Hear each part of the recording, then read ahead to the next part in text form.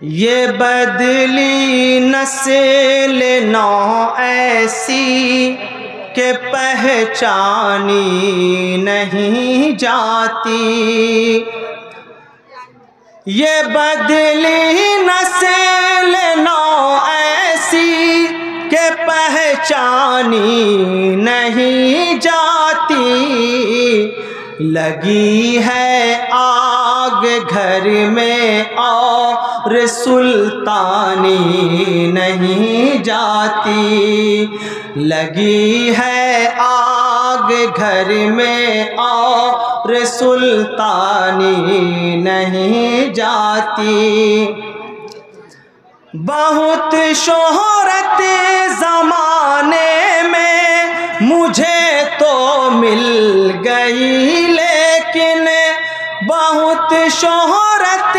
زمانے میں مجھے تو مل گئی، لیکن نہ جانے مسئلہ کیا ہے، نہ جانے مسئلہ کیا ہے، پریشانی نہیں جاتی، نہ جانے مسئلہ کیا ہے، پریشانی نہیں جاتی۔ حضرات، خطبہ مسنونہ کے بعد، تمہیدی گفتگو کے بعد، شروعاتی بات کے بعد، میں نے قرآن حکیم کی ایک بڑی مشہور، معروف، بہت فیمس اور چرچت آیت پڑھی ہے۔ اللہ تبارک و تعالیٰ فرماتا ہے، یا ایھا الذین آمنوا قوا انفسکم، پہلا سنٹینس ہے، اس پر بات کرتے ہیں، پھر گفتگو کو آگے بڑھاتے ہیں۔ اللہ فرماتا ہے کہ اے ایمان والو، اپنے آپ کو، اپنے اہل و عیال کو جہنم کی آگ سے بچاؤ۔ ایمان والو، سب سے پہلے اللہ تبارک و تعالیٰ نے کہا اے ایمان والو اپنی جان کو۔ سوال یہ پیدا ہوتا ہے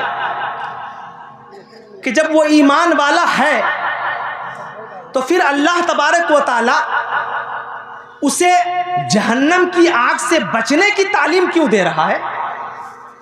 ظاہر ہے ایمان والا ہے تو اللہ تبارک و تعالیٰ کو ایک مانتا ہے، رسول کائنات صلی اللہ علیہ وسلم کو نبی آخر الزماں مانتا ہے، سارے انبیاء و مرسلین کے آنے کو حق جانتا ہے، قرآن کو مانتا ہے، احادیث کو مانتا ہے، نمازیں پڑھتا ہے، روزہ رکھتا ہے، حج و زکوٰۃ کرتا ہے، تو ایمان والوں کو یہ بات کیوں کہی جا رہی ہے؟ دل سوال کرتا ہے کہ مولا، ایک تو میں مسلمان گھر میں پیدا ہوا، ابو کو دیکھا نماز پڑھتے ہوئے، میں نے بھی نماز شروع کر دی، ابو کو دیکھا مسجد میں جاتے ہوئے، میں نے بھی آنا جانا شروع کر دیا، ابو کو دیکھا غریبوں کو دے رہے تھے، ہم نے بھی دینا شروع کر دیا، ابو کو دیکھا کہ چھوٹے بچوں کے ساتھ شفقت سے پیش آ رہے تھے، ہم نے بھی شروع کر دیا۔ اے مولا کائنات، ایمان تو کلیجے کے اندر ہے، ایمان کی روشنی موجود ہے، ایمان کا چراغ جل رہا ہے، تو پھر ہم اپنے آپ کو جہنم کی آگ سے بچائیں؟ یہ کیا مسئلہ ہے؟ یہ کیا فلسفی ہے؟ یہ کیا تھیوری ہے؟ تو پتہ یہ چلتا ہے کہ ایمان لانے کے بعد بھی اگر کسی آدمی کو یہ خوش فہمی ہے کہ ہم ایمان والے ہیں اور ہم جہنم کی آگ سے بچ جائیں گے، تو ایسا نہیں ہے۔ ایمان لانے کے بعد بھی اگر کوئی شخص اللہ اور اس کے رسول کے بتائے ہوئے طریقے کے مطابق نہیں چل رہا ہے تو ظاہر سی بات ہے جہنم کی دھکتی ہوئی آگ اس کا انتظار کر رہی ہے۔ بہت سارے لوگ عجیب عجیب قسم کا فلسفہ بیان کرتے ہیں، جیسے جنت کا ذکر اگر آ جائے تو ایک صاحب نے ایک مولوی صاحب سے پوچھا کہ مولانا، جنت میں تو آپ کہتے ہیں، یہ بیچ بیچ میں تھوڑا ادھر سے آنے جانے کا سلسلہ ختم کیجیے، ادھر ہی سے آئیے تو اچھا رہے گا۔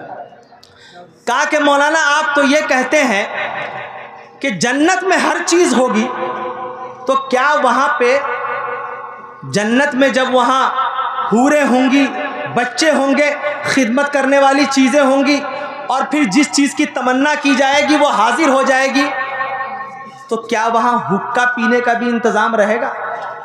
کیا بولا؟ حقہ جانتے ہیں آپ لوگ؟ آج کل وہ ختم ہو گیا، لوگ بیڑی وغیرہ پینے لگے، پہلے حقہ پیتے تھے۔ تو حقہ پینے کا بھی انتظام رہے گا؟ مولانا بھی سمجھدار تھے، انہوں نے کہا بالکل رہے گا۔ کیسی بات کر رہے ہیں؟ لیکن ایک شرط ہے، حقہ کو جلانے کے لیے جہنم کی آگ لانی پڑے گی۔ ظاہر سی بات ہے، جب حقہ جلانے کا شوق پیدا ہوگا تو جہنم میں چلے جاؤ گے۔ تو بعض لوگ دنیا کے حساب سے جنت اور دوزخ کا تخمینہ لگاتے ہیں۔ اللہ نے فرمایا یا ایھا الذین آمنوا قوا انفسکم، اے ایمان والو اپنے آپ کو، اہل و عیال کا بعد میں اس پہ میں بعد میں بات کروں گا، اپنے آپ کو جہنم کی آگ سے بچاؤ۔ کیا مطلب؟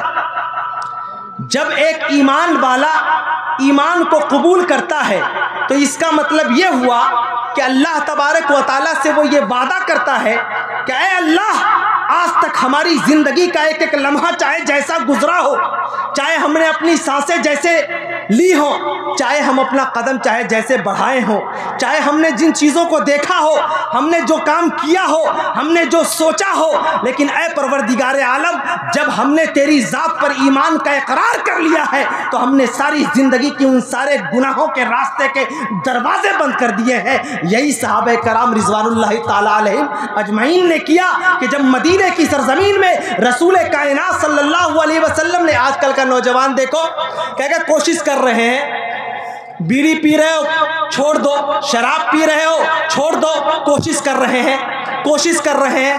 کیا کسی آدمی نے گارنٹی دیا ہے میرے دوستو؟ کلیجے پہ ہاتھ رکھ کے بتانا کہ تم جو کوشش کر رہے ہو تو کوشش کرنے کے بیچ میں تم نہیں مرو گے، اس کی کسی نے کوئی گارنٹی دی ہے؟ موت کا فرشتہ جب ایک مرتبہ آتا ہے نا تو سانسیں کھینچتے وقت یہ بھی نہیں کہتا ہے کہ جاؤ ایک قطرہ پانی پی لو۔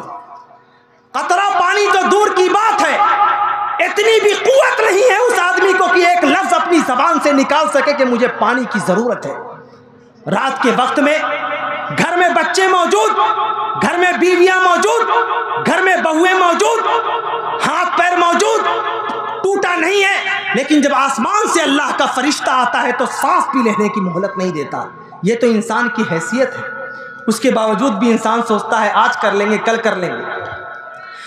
رسول کائنات صلی اللہ علیہ وسلم نے مدینے کی سرزمین میں جیسے ہی کہا کہ اے لوگوں، وہ لوگ جو شراب کے مٹکے اچھی طریقے سے حفاظت کر کے اپنے گھروں میں رکھا کرتے تھے، کہا جاتا ہے کہ بڑے بڑے لوگ، جو لوگ شراب پینے والے ہیں یا نشہ کرنے والے ہیں، ان تمام لوگوں سے نشہ چھوڑانا اتنا آسان نہیں ہوتا۔ ایک بات یاد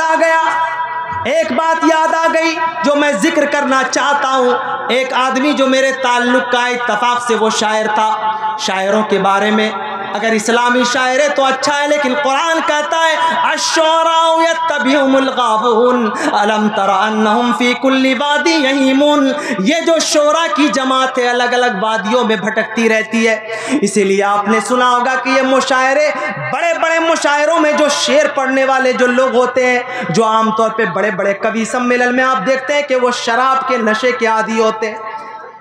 میرا ایک شاعر دوست، عمر تھی 35 سال، زیادہ عمر بھی نہیں ہوئی تھی، انتہائی خوبصورت آدمی، جس کا شعر سننے کے بعد میں نے کہا تھا کہ اگر یہ آدمی زندہ رہ گیا تو بہت آگے نام کمائے گا۔ میں اصل بتلانا یہ چاہتا ہوں کہ نشیلی چیزیں چھوڑنا مشکل ضرور ہے، لیکن میرے دوستو کس حد تک انسان کو اندر جکڑ لیتی ہے، اس لیے کہ آپ اگر چاہتے ہیں کہ آپ کی اولاد اچھی ہو، آپ کے بچے اچھے ہوں، آپ کی نسل اچھی ہو، آپ کی پیڑھی اچھی ہو، تو سب سے پہلے اپنے آپ کو بچانا ہوگا۔ اور جہنم کی آگ تو چھوڑ دو، اگر انسان نے اگر خود کو اگر بچا لیا تو زندگی کے عذاب سے، زندگی کے دوزخ سے بھی وہ محفوظ رہے گا۔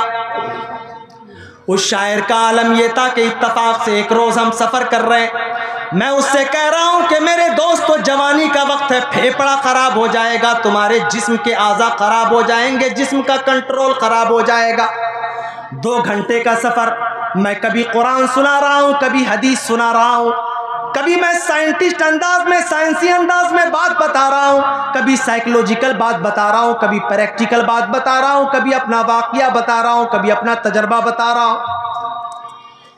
وہ سنتا گیا، ہر بات میں اس نے کہا ہاں جمیل بھائی آپ صحیح کہتے ہیں، 2 گھنٹے کے لمبے سفر کے بعد جب ہم لوگ پروگرام کے لیے نیچے اترے، ظاہر ہے میرا جانا دینی محفلوں میں بھی ہوتا ہے اور ان محفلوں میں بھی ہوتا ہے، اللہ کا فضل و کرم ہے، میں اللہ تبارک و تعالیٰ سے دعا کرتا ہوں کہ مولا کریم تو نے مجھے شاعر بنانے کے ساتھ عالم بھی بنا لیا، ورنہ اگر صرف ہو رہا تھا ہماری آنکھوں کے سامنے ایسا منظر میں نے دیکھا ہے، بڑے بڑے حسن کے دل دادا لوگ نظر آتے ہیں، بڑی بڑی خوبصورت لڑکیاں نظر آتی ہیں، لیکن اس کے باوجود بھی اگر ایمان اندر میں موجود نہ ہو، اگر عالم ہونے کی حیثیت سے اللہ کا ڈر نہ ہو تو میرے بھائی میرے پیر پھسل جائیں۔ میں نے ایسے بھی پروگرام کیے ہیں، ایسے بھی شاعر کو دیکھا ہے جس نے صرف 3 رات میں 1,20,000 کے شراب کے مٹکے پھوڑ دیے۔ ایسے لوگوں کو بھی دیکھا ہے، پیسہ نہیں دینا تھا، بس بیٹھ کر کے قیمتی شراب پینی تھی، لیکن نہیں، اللہ کا شکر ہے کہ جمیل اختر شفیق نے اس آدمی کو دیکھا کہ میری آنکھوں کے سامنے وہ اپنا سینہ جلا رہا ہے، لیکن اللہ اکبر، اگر سینے میں اللہ کا ڈر نہ ہوتا تو میں بھی اسی طرح بیٹھ کر کے ان حرام خوروں کی طرح اپنی زندگی تباہ کر رہا ہوتا، لیکن اللہ کا ڈر تھا، صحابہ کرام کی تاریخیں یاد تھی، میں نے پلٹ کے دیکھنا گوارا نہ کیا، اور تحدیث نعمت کے طور پر یہ بات میں کہہ سکتا ہوں کہ ایک طرف لوگ بیٹھ کر کے شراب کی پوری محفل جمائے ہوئے تھے، اور آپ کی جماعت کا یہ چھوٹا سا شاعر الحمدللہ اس رنگین محفلوں میں بیٹھ کر بھی مصلی بچھا کر اللہ کی بارگاہ میں سجدہ کر رہا تھا۔ آسان نہیں ہوتا ہے، بڑی بڑی محفلوں میں، بڑی رنگین محفلوں میں بڑے ہو کر کے خود کو بڑا رکھتے ہوئے اپنے آپ کو بچانا آسان نہیں ہوتا۔ تو میں یہ کہہ رہا تھا، میں نے اپنے دوست سے کہا کہ دوست یہ خراب ہے۔ 2 گھنٹے کا سفر مکمل ہو گیا۔ 2 گھنٹے کے سفر کے بعد جب ہم لوگ اترے تو اچانک اسے بھی پیشاب کی حاجت ہوئی، ہمیں بھی پیشاب کی حاجت ہوئی، دوسری ضرورت کی کہ چہرہ دھو لے، ذرا ہاتھ دھو لے، وہ بھی اپنی طرف گیا، میں بھی اپنی طرف۔ 10 منٹ کا صرف فاصلہ ہوا ہوگا، 10 منٹ کا، صرف 10 منٹ کا فاصلہ، 10 منٹ کا فاصلہ ہوا۔ 10 منٹ کے بعد جب میں آتا ہوں تو دیکھتا ہوں کہ اس کی آنکھیں لال ہیں، اس کے جسم میں کپ کپی طاری ہو رہی ہے۔ میں نے قریب آ کر کے پوچھا کہ کیا لگتا ہے کہ آپ نے، ہنستے ہوئے میں نے کہا لگتا ہے آپ نے مار لیا ہے، 2 گھنٹے کا سفر میں نے آپ کو بتایا تھا، اتنی چیزیں اثر نہیں کی۔ تو پورے نشے میں ایک دم جھومتا ہوا، آنکھیں سرخ کرتے ہوئے مجھے طرف دیکھ کے کیا کہتا ہے پتہ ہے؟ پیوں گا نہیں تو جیوں گا کیسے؟ یہ بات تو اس نے کہہ دی، لیکن میں کہنا چاہتا ہوں میرے دوستو، وہ جو شراب کے نشے میں یا اور بھی زہریلی چیزوں کو کھا کر کے اپنے پھیپھڑے کو، اپنے کلیجے کو خراب کر رہے ہو، ابھی صرف 2 سال کی مدت ہوئی ہے، زیادہ وقت نہیں ہوا۔ مجھے پتا چلا کہ رات کے وقت میں وہ پی کر کے آ رہا تھا، ایک اچانک نالی کنارے اس کا پیر پھسلتا ہے، شراب کے نشے میں وہ آدمی گرا اور نالی سے سر کو اس کے ٹھوکر لگی۔ رات میں لوگ سوتے رہے، اور وہ آدمی جو اسٹیجوں سے زندگی کا فلسفہ اور فلسفی بیان کرتا تھا، صبح جب فجر کی نماز کے لیے لوگ اٹھے تو دیکھا کہ اس کی لاش پڑی ہوئی تھی۔ اللہ اکبر! کیا یہی چاہتے ہو؟ اس کی بیوی موجود، اس کے بچے موجود۔ کبھی سوچا ہے اپنی بیوی کے بارے میں؟ کبھی سوچا ہے اپنے بچوں کے بارے میں؟ یہ بچہ، یہ بیویاں، تمہارے بعد ان کا کیا حال ہوگا، کیا حشر ہوگا؟ اسی لیے اللہ فرماتا ہے یا ایھا الذین آمنوا قوا انفسکم، پہلے اپنے آپ کو جہنم کی آگ سے بچاؤ۔ آج تو حال یہ ہے کہ گھر میں بیٹھا ہوا باپ ہے اور بیٹے کو پیسہ دے دیا کہ جاؤ میرے بیٹے ذرا کھینی لے کر کے آؤ، جاؤ میرے بیٹے گٹکھا لے کر کے آؤ، جاؤ میرے بیٹے فلانی سگریٹ لے کر کے آؤ، بیڑی لے کر کے آؤ۔ اور یہ کٹیہار، کشن گنج، پورنیہ کے علاقے کے لوگوں مجھے معاف کرنا، تمہارے علاقوں میں یہ بیماری بہت زیادہ ہے۔ 12 سال 13 سال کا لڑکا درخت کے نیچے باغ میں بیٹھ کر کے سگریٹ کھینچتا رہتا ہے، اس کو نہیں معلوم، بس اس کو نقل کرنا ہے۔ سائیکولوجیکل انداز میں اللہ تبارک و تعالیٰ نے جہنم سے بچنے کی ترغیب دی ہے، لیکن زندگی کا فلسفہ کتنا بڑا ہے۔ ہم یہ سمجھتے ہیں کہ چلو یہ مولوی کا کام ہے جنت جہنم بتا رہے ہیں یہ دیکھا جائے گا آخرت میں۔ میرے دوستو آخرت کا انتظار تو بعد میں ہوگا۔ اگر تم نے رسول اعظم صلی اللہ علیہ وسلم کی حدیث کو اگنور کیا، نظر انداز کیا، اللہ تبارک و تعالیٰ کے قرآن اور اس کے احکامات کو اگر چھوڑا تو آخرت تو بعد میں آخرت کی منزل ہوگی۔ دنیا میں تم ایسی عبرت سزا اور ایسی زندگی تم جھیلو گے کہ تمہاری نسلیں خراب ہو جائیں گی، تم کو اندازہ نہیں ہے اس بات کا۔